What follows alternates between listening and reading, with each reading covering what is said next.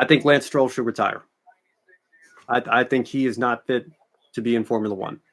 And, you can call it nepotism all you want because of Lawrence Stroll's involvement with the Aston Martin team and everything, or you can point to Felipe Drugovich, who won an F2 championship and has been stuck as their reserve driver for a couple of years. You could say, maybe Fernando Alonso's been hanging on for too long. Certainly his drives last year seemed to disprove that theory. I think Aston Martin hasn't given him a good enough car to show, but he's still got the talent behind the wheel this year.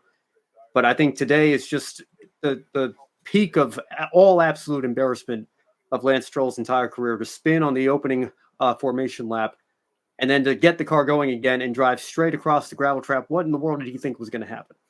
And this is a guy that we've questioned his passion for the sport and his drive and his desire to want to get better, to prove his doubters wrong. He's been caught up in multiple controversies over the years, multiple big accidents like this or situations like this that shouldn't be happening. I think at some point a conversation has to be had.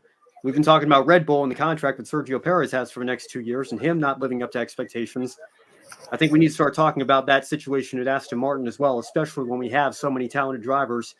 Franco Colapinto is another example. We'll see what happens with him. Take this weekend out of the equation. He's been very impressive in the Williams. He deserves a spot on the grid next year. It's just taking a seat from somebody that I think, frankly, at this point, what is this, his 8th year in Formula One for Lance Stroll? I haven't seen anything that tells me that he's going to be a future star of his sport, that he deserves an opportunity with a top team. I just see him as somebody that's, got the money and, family connections behind him, that's taking up a seat from somebody that's more deserving.